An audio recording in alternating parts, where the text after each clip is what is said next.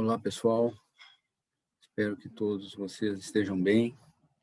E hoje, conforme havíamos combinado no vídeo anterior, continuamos falando da fisiologia do sistema reprodutivo feminino e hoje vamos falar sobre o ciclo menstrual. É importante que vocês saibam que o controle do ciclo menstrual ele se dá de forma endócrina, ou seja, através de hormônios. Tá? Hormônios esses oriundos de 3 níveis, que, aliás, vocês já conhecem. Hipotálamo, através do GNRH, hipófise, ou especificamente adenohipófise, a partir das gonadotrofinas hipofisárias, que são FSH e LH, e ainda no ovário, porque lá no ovário são produzidos 2 hormônios também, que fazem parte do controle endócrino do ciclo estral, que são o estrogênio, ou estrógeno, se vocês preferirem, lembrando que estrogênio ou estrógeno é um nome que engloba, na verdade, mais de um hormônio, tá? E quando a gente fala em estrogênio ou estrógeno, na verdade, o hormônio que nos interessa é o estradiol, tá? Ainda existe a estrônia e o estriol, mas o que nos interessa é o estradiol. Esse estradiol, esse tipo de estrogênio, é produzido pelo folículo em desenvolvimento. Tá? Então, aquele folículo que está demonstrado aqui, que está se encaminhando para a ovulação, está se desenvolvendo mais do que os outros naquele ciclo menstrual, ele produz grande quantidade de estrógeno, e esse estrógeno é o sinal que vai lá no hipotálamo, estimula o hipotálamo a liberar GNRH, essa é a principal função do estrógeno neste momento. Ele, além de estimular o hipotálamo a produzir e liberar o GNRH, ele também age de forma direta aqui na adenohipófise, estimulando a síntese e a secreção também de LH. Mas isso aqui é menos importante, tá? Porque quem controla o a liberação, a secreção de LH é o GNRH. Então, vamos imaginar que o estradiol na adenopófise, ele age mais sobre o FSH, tá? Então, o estradiol, o estrogênio, que é um tipo de estrogênio, que é produzido pelo folículo dominante, tem esta ação direta no hipotálamo, estimulando a síntese e a secreção de GNRH, que, por sua vez, estimula a síntese e a secreção do LH, e o LH é o hormônio que vai estimular o rompimento deste folículo dominante e a liberação do óvulo que está no seu interior, ou seja, a ovulação. Tá? Esta ação do estradiol direto na adenopófise, ela está mais relacionada à inibição de FSH. Tá? Existe um outro hormônio que a gente vai ver aqui mais adiante, que também é produzido neste folículo em desenvolvimento, que se chama de inibina. Vai aparecer a inibina mais adiante, vocês vão ver. Essa inibina, que eu vou tentar abreviar ela aqui, ó, né? Essa inibina, tá? A principal função dela é inibina, tá? a principal função dela é inibir FSH. Por quê? Porque o FSH é o hormônio que vai estimular o desenvolvimento dos folículos. Só que agora, nesta parte final, o desenvolvimento já está pronto. Então, não precisa mais desenvolver esse folículo. O que precisa agora é ovular esse folículo. Então, a inibina, que é produzida também pelo folículo em desenvolvimento, assim como o estrogênio, inibe FSH. Então, a adenipófise diminui a secreção de FSH, este folículo agora já está pronto para ovular, o que ele precisa é do LH para que ele ovule, tá? Então, eu só estou, assim, falando de forma rápida isso aqui, porque você, de certa forma, retomando, nós já conversamos lá na Físio A, né, no sistema endócrino, só estou retomando para que a gente dê uma relembrada. Além disso, no ovário, além do estrogênio produzido pelo folículo em desenvolvimento, após a ovulação deste folículo, né, ali onde havia, naquele local do ovário, onde havia o folículo que ovulou, certo? Se forma um corpo lúteo. Este corpo lúteo é abreviado por esta sigla aqui, né? CL. O corpo lúteo, então, se forma no local aonde havia o folículo que ovulou. Quem estimula essa transformação das células foliculares em células luteais? Ou seja, quem estimula a formação do corpo lúteo a partir daquelas células foliculares ali, daquele folículo que ovulou? É também o LH. E aí a gente entende bem o nome do LH. Né? O LH, nesse momento, ele tem duas funções fundamentais. A primeira é estimular a ovulação, certo? O rompimento deste folículo dominante. E o segundo é estimular a transformação das células foliculares, deste folículo que ovulou, em células luteais. Em outras palavras, estimular a formação do corpo lúteo. Tá? E este corpo lúteo tem a função de, quando ele se forma, de produzir progesterona. Então, a progesterona é o hormônio produzido pelo corpo lúteo. Tá? Então, enquanto havia um folículo aqui em desenvolvimento, estava sendo produzido estrogênio. Houve a ovulação, houve a transformação destes restos foliculares, entre aspas, né, destas células foliculares em corpo lúteo, e aí o ovário, então, através do corpo lúteo, passa a produzir progesterona. E a função da progesterona é manter a viabilidade embrionária, porque sempre que há ovulação, o organismo da mulher entende que haverá fecundação, e se houver fecundação, dentro de poucos dias haverá um embrião no útero. E a progesterona, então, tem a função de manter a viabilidade, ou seja, manter o meio ambiente uterino compatível, né, favorável ao desenvolvimento deste embrião que chegou, né, ou eventualmente chegaria no útero. Tá? Então, essa é a função da progesterona. Muito bem. Relembrada esta parte, passamos para a próxima figura, onde vocês verão aqui representado o ciclo menstrual, que vocês sabem, se repete em média, a cada 28 dias, certo? Então, o ciclo menstrual ele está representado aqui, em cada uma dessas linhas, sob um olhar diferente. Mas esse ciclo menstrual está separado em linhas por questões didáticas, né?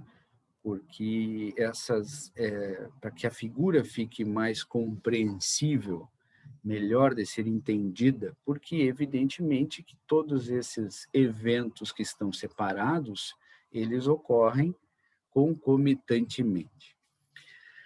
Antes da gente entrar especificamente nesta figura, eu quero dizer para vocês o seguinte: é fundamental que vocês saibam que o ciclo menstrual, o primeiro ciclo menstrual, né, ele se inicia com a menarca, a primeira menstruação. E a partir do momento que ocorre a primeira menstruação, certo? Esta primeira menstruação vai ocorrer em torno, aproximadamente, 2 semanas após a primeira ovulação, mas a primeira ovulação não se observa, né? Porque a ovulação é um evento que ocorre no ovário, portanto, interno, certo? Mas a menstruação se observa. Então, a primeira menstruação, a partir da primeira menstruação, entende-se que aquela menina entrou na puberdade, ou seja, ela iniciou a puberdade, né? A partir da primeira menstruação. Muito bem. E como o nome mesmo já diz, é um ciclo, né? Então, estes ciclos, eles se repetem a intervalos regulares, certo? Desde que a mulher não esteja gestante, não esteja grávida. Durante a gestação, obviamente que não há ciclo menstrual, certo? Porque o grande objetivo do ciclo menstrual é fazer com que haja a ovulação. Uma gestante não tem nenhuma razão para ovular, certo? Muito bem. E este ciclo menstrual se estende até a menopausa, onde então cessam esses eventos em função da diminuição na produção destes hormônios envolvidos no controle, né, endócrino do ciclo menstrual, especialmente na diminuição dos níveis de estrógeno e, consequentemente, dos demais. Muito bem. Dito isto, vamos então explorar um pouco melhor esta figura, entender um pouco melhor esta figura. Deixa eu pegar minha caneta de novo aqui. Muito bem. Nesta primeira linha aqui, vocês estão vendo representados as concentrações sanguíneas, né, pessoal? Sanguíneas ou plasmáticas, se vocês preferirem, que plasma é a parte líquida do sangue, onde os hormônios estão circulando. Mas, enfim, concentrações sanguíneas dos hormônios gonadotróficos, ou seja, das gonadotrofinas hipofisárias, que eu há pouco lembrei vocês quais são, FSH e LH. Tá? Então, aqui representa as concentrações sanguíneas ao longo do ciclo menstrual. Vejam aqui embaixo que estão representados os dias, né? E ele pegou aqui 28 dias, né? Que é a média, ou a quantidade esperada de dias. Muito bem, então ao longo desses 28 dias, que representam um ciclo menstrual, temos aqui as concentrações sanguíneas de FSH e de LH. Ao mesmo tempo, se nós observarmos lá no ovário, os eventos que ocorrem no ovário estão representados nesta segunda linha, também ao longo dos 28 dias do ciclo menstrual. Na terceira linha, estão representadas as concentrações sanguíneas dos hormônios ovarianos, ou seja, daqueles hormônios que são produzidos no ovário, e que eu também há pouco chamei a atenção de vocês, né? Falei do estrogênio, ou estrógeno, como vocês preferirem, ou ainda estradiol, que é um tipo de estrogênio, né? Que é produzido pelo folículo em desenvolvimento. Falei para vocês da inibina, que também é produzida pelo folículo em desenvolvimento. E falei da progesterona, que por sua vez é produzida pelo corpo lúteo, que é aquela estrutura que se forma graças à ação do hormônio luteinizante, que é o LH, naquele local aonde existia o folículo que ovulou.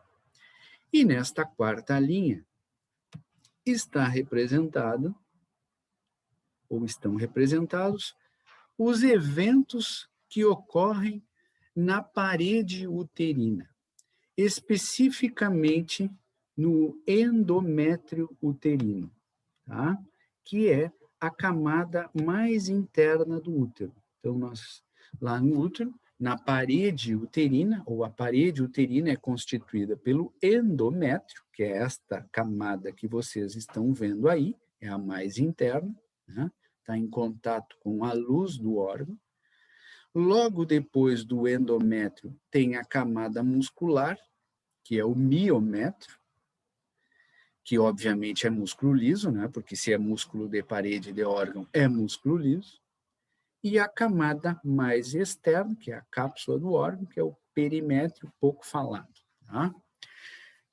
Então, estas 4 linhas mostram para vocês os eventos que ocorrem em termos hormonais, dos hormônios envolvidos no controle do ciclo menstrual, os eventos que ocorrem no ovário e os eventos que ocorrem no endométrio. Tá? Esta linha bem debaixo aqui não nos interessa, traz as variações de temperatura corporal que acontecem ao longo do ciclo menstrual, mas essas temperaturas elas são muito variáveis entre mulheres e a gente não nos interessa por enquanto, né? Algumas mulheres até utilizavam a avaliação da temperatura corporal para ver o momento da ovulação e etc e tal, mas isso não nos interessa por enquanto, tá? Então vamos nos concentrar nas 4 linhas acima ou de cima, certo? Muito bem. Então, se nós olharmos essas 2 primeiras linhas aqui, vamos tentar ver todas elas, certo? Então, o que está acontecendo no dia 0 do ciclo menstrual? Qual é o dia 0 do ciclo menstrual? Vamos seguir a figura aqui, e o que ele considerou como dia 0 deste ciclo menstrual que a gente está vendo aí, é o primeiro dia da menstruação, ou seja, o início da menstruação que está representado aqui, ó. Tá? Então, aqui está o começo, né, da menstruação, no dia 0. Vamos ver o que está acontecendo, então, lá no endométrio uterino. O que começa a acontecer é a descamação do endométrio, certo? E esta descamação do endométrio vai se prolongar por alguns dias, 3, 4, até 7 dias, e ele considerou aqui, ó, 7 dias, certo? Que é justamente o período menstrual, tá? Por que ocorre essa descamação do endométrio? No ciclo anterior, o endométrio, as células endometriais e os vasos sanguíneos que irrigam o endométrio, eles se proliferaram, esperando a chegada de um embrião, que não houve, não chegou o embrião lá. Não houve fecundação, portanto, não houve chegada do embrião no útero. E o endométrio, então, percebendo que não há embrião, ele busca se renovar, certo? E para que se renove, para que ocorra a renovação, digamos assim, ele precisa se desfazer de todas aquelas células que se proliferaram e de todos aqueles vasos sanguíneos que se proliferaram, né, que se formaram. Formação de vaso sanguíneo chama-se angiogênese. Então, ocorreu angiogênese no ciclo anterior e proliferação de células endometriais. Agora, que não há embrião, há a descamação do endométrio, rompimento desses pequenos vasos sanguíneos, e isso, então, caracteriza a eliminação deste conteúdo, né, através da menstruação. Muito bem. Em termos de hormônios sanguíneos das gonadotrofinas, né, os níveis neste momento ainda estão praticamente basais, ou seja, níveis baixos, né?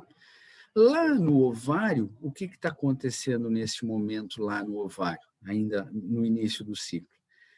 Pequenos folículos ovarianos estão sendo recrutados, ou seja, é importante que você saiba que todos os folículos que existem no ovário de uma mulher se formaram enquanto ela ainda estava na vida fetal, certo? Enquanto ocorria aquela determinação do sexo gonadal, lá, a formação dos ovários, né, a partir daquelas células gonadais indiferenciadas, certo?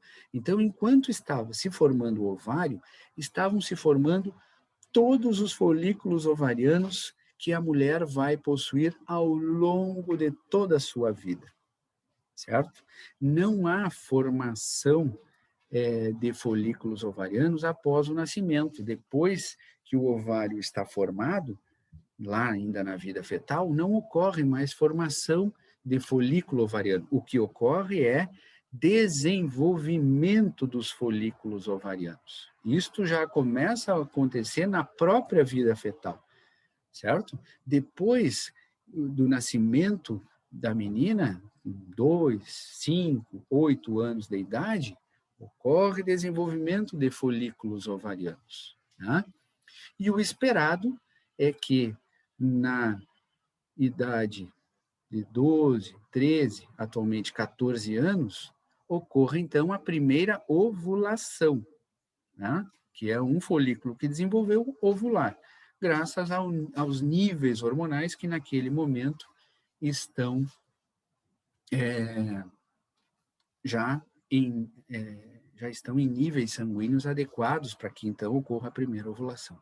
Acho que interessa para vocês, e talvez vocês já tenham ouvido falar disso, lido, enfim, alguma experiência, que já há alguns anos tem ocorrido a primeira menstruação ainda na fase infantil, né? A gente ouve falar de meninas e crianças, né? Menininhas com 8, 9 anos de idade, que às vezes já apresentam a primeira menstruação, quando isso normalmente seria esperado aos 12, 13, 14 anos de idade, às vezes até um pouco mais tarde, né?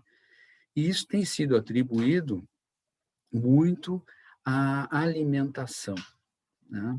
A alimentação, digamos assim, inadequada, que alimentação especialmente a alimentação também um pouco de sedentarismo, né, das crianças, que faz com que haja um ganho de peso exagerado, né, levando essas meninas a um sobrepeso e podendo então antecipar, né, em função do acúmulo de tecido adiposo, antecipar, e às vezes de forma bastante acentuada, o início da menstruação. Tá?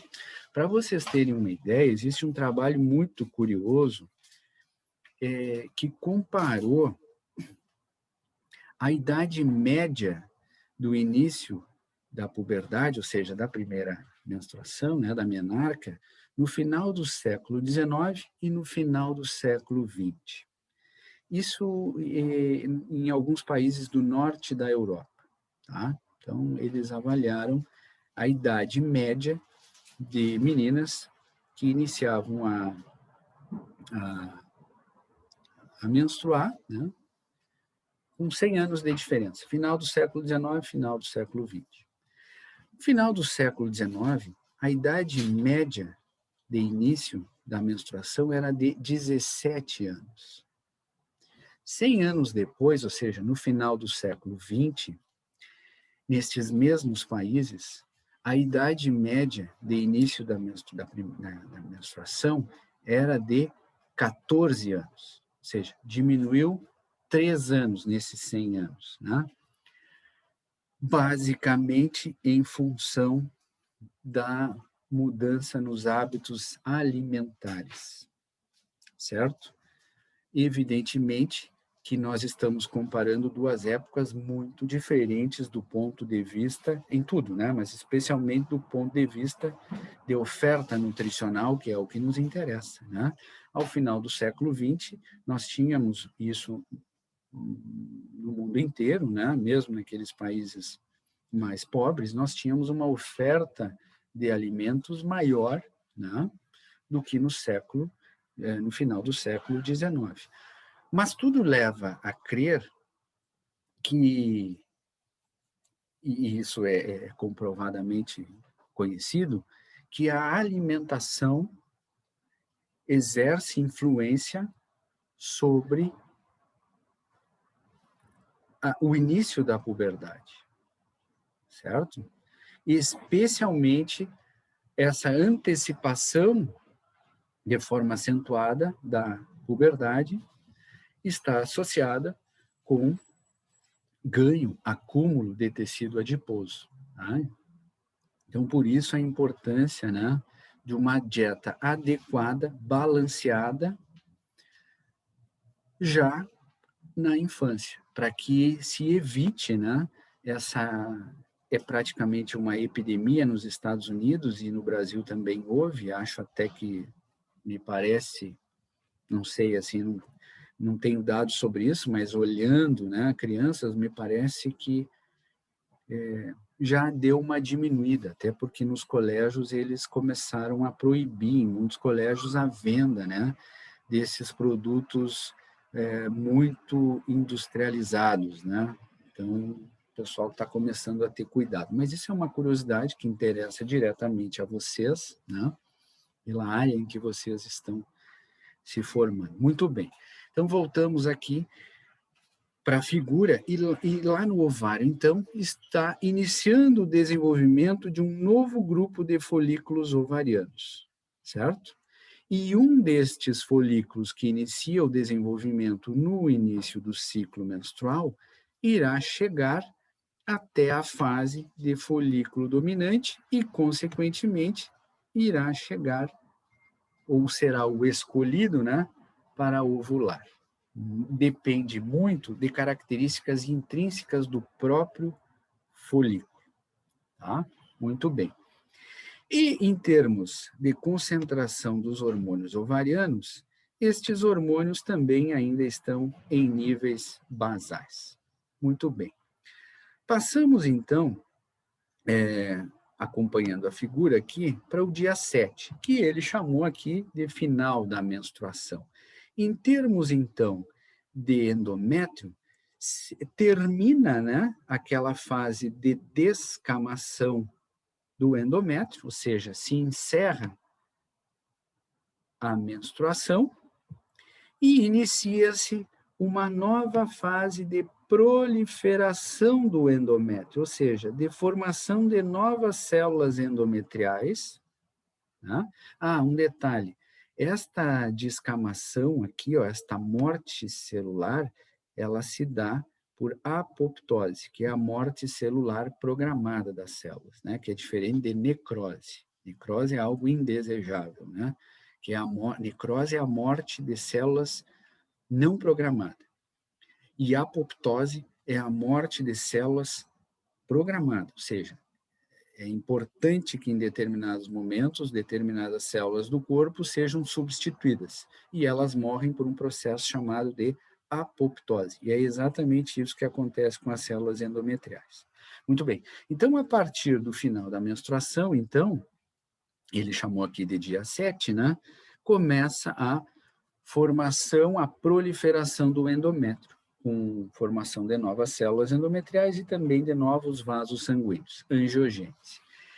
Em termos de hormônios gonadotróficos, o LH demonstrado nesta linha rosa, vermelha, enfim, ainda em níveis basais, e os níveis de FSH já levemente aumentados, e justamente esses níveis de FSH aumentados é que estão estimulando o desenvolvimento dos folículos ovarianos, porque, afinal de contas, o FSH é o hormônio folículo estimulante. Né? O nome já diz tudo. Em termos de hormônios ovarianos, também, né? Inibina em níveis basais, progesterona ainda zerada, né? Em níveis basais, e na medida em que os ovários, os folículos ovarianos vão se desenvolvendo, vão crescendo, os níveis de estrógeno também vão acompanhando esse crescimento e vão levemente se elevando. Muito bem. No dia 14, que é justamente a metade deste ciclo de 28 dias que ele está representando aqui, né? O que temos em termos de endométrio? Já temos um endométrio com uma proliferação considerável, né? Percebida aqui pelo espessamento deste endométrio, né? Certo? Temos aqui, agora, lá no ovário, um folículo dominante, alguns chamam de folículo de Graff, ou seja, um folículo pronto para ovular, que se desenvolveu nessas últimas 2 semanas. Temos um aumento, especialmente aqui, deixa eu apagar. No momento em que temos o folículo ovariano, isso aqui é um intervalo muito pequeno de tempo, tá, pessoal? Talvez um dia. O FSH fez o seu papel e fez com que o folículo se desenvolvesse na maior parte do período. Este folículo em desenvolvimento, folículo dominante especialmente, produziu muito estradiol, produziu também uma quantidade considerável de inibina. O que esta inibina principalmente fez? Fez com que diminuísse os níveis de FSH aqui no finalzinho do desenvolvimento folicular, porque o folículo já está desenvolvido, não precisa mais desenvolver ele agora, e principalmente este aumento de estradiol fez o quê? Este aumento de estradiol foi lá no hipotálamo, estimulou o pico de GNRH, ou seja, uma grande liberação de GNRH num espaço curto de tempo, de poucas horas, e o GNRH, que não está representado aqui, poderia estar, né? Não está, o GNRH fez o quê? Estimulou o pico de LH, ou seja, é uma grande liberação de LH num intervalo curto de tempo.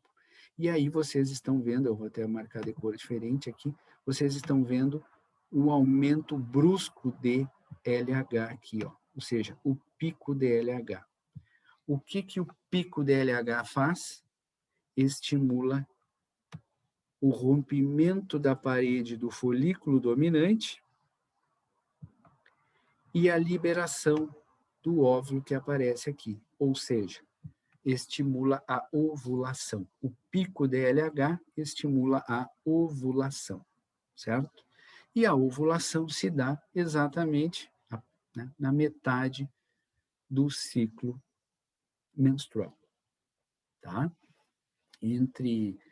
A literatura cita entre 9 e 14 dias do ciclo menstrual, mas para fins didáticos a gente assume que a ovulação ocorre na metade do ciclo menstrual. Muito bem. O que mais o LH faz, então, além de estimular a ovulação? Estimula a luteinização das células foliculares. Em outras palavras, a transformação das células foliculares que restaram aqui em corpo lúteo. Tá? Se forma, então, a partir da ovulação, o corpo lúteo, certo? Vou apagar aqui um pouco para não ficar muito bagunçado. Pessoal, nós já passamos aqui do nosso tempo, tá? E eu vou parar por aqui, porque senão a gente vai muito longo, o vídeo fica muito pesado, talvez alguns tenham dificuldade em abrir ou em baixá-lo. Paramos, então, hoje, na metade do ciclo menstrual, ou seja, justamente no período da ovulação. Tá? Na próxima aula, a gente vai continuar o ciclo menstrual, na segunda etapa do ciclo menstrual. Né? Hoje nós vimos a menstruação, nós vimos a fase proliferativa, que é a fase de crescimento dos folículos ovarianos, certo? E vimos a ovulação, certo? Que ocorre na metade do ciclo menstrual. Paramos por aqui hoje. Desejo uma excelente semana para todos. Nos encontramos na próxima segunda-feira, se Deus quiser. Vou mandar um áudio para o grupo do WhatsApp com recados importantes, tá? Um abraço. Tchau, tchau.